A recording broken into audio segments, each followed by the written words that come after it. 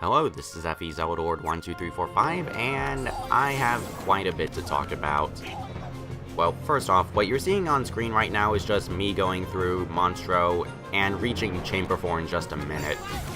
I just wanted to show that this is possible.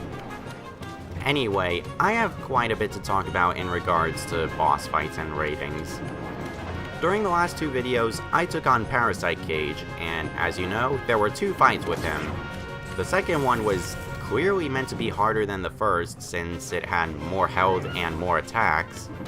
However, due to the way I approached it, the fight was a lot easier. As in, way easier. I'll put links with timestamps to the fights if you haven't seen them, so that way you know what I'm talking about. But it's pretty jarring at how much of a difference in difficulty there was. Anyway, this leaves me conflicted as to how I should be rating bosses at this point. Because up until now, well, during the first few worlds, we really didn't have that many options for approaching them. It was really just a matter of how well you could swing your Keyblade, how well you could dodge attacks, and how well you were able to pay attention to your health to use a potion or cure. That was pretty much it. However, now we have a bunch of abilities, a bunch of magic, and now we have summons. And on top of that, there's synthesis now. And there's a lot of variables to consider, and not everyone will be having these. So, I'm not sure how much of this I should be taking into account when rating bosses. Like, as you're about to see with Parasite Cage, I'm going to destroy it with Bambi. And this is actually relevant because it exploits this boss's main weakness. He can't reach us. So, I can just destroy him the same way I destroyed Parasite Cage 2, and it's rather sad. It's because of something like this that I don't think weaknesses like this can go unchecked. So what I want to bring up is, how exactly should I rate bosses from here on in? I've been thinking of quite a few things related to this. The first thing I thought of is giving different ratings to the bosses depending on what I use or restrict.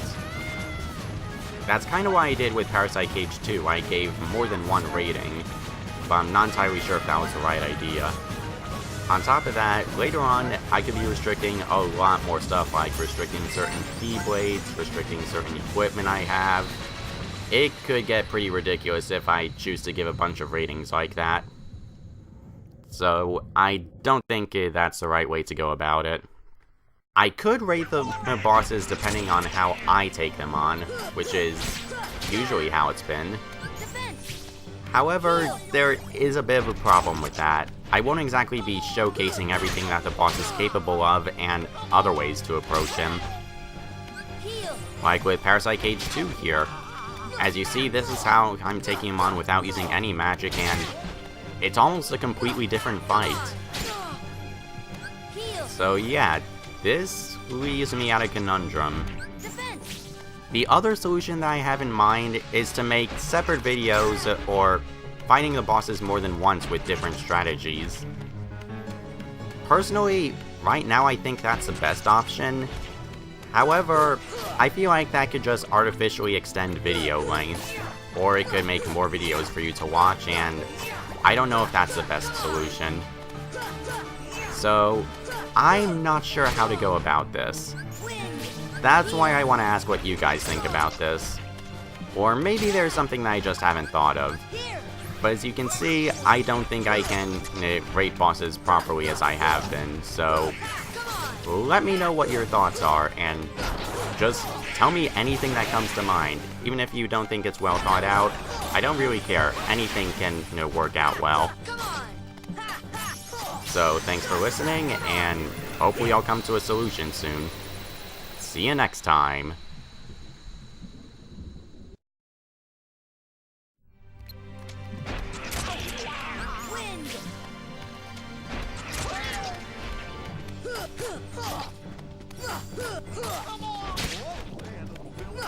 Come on!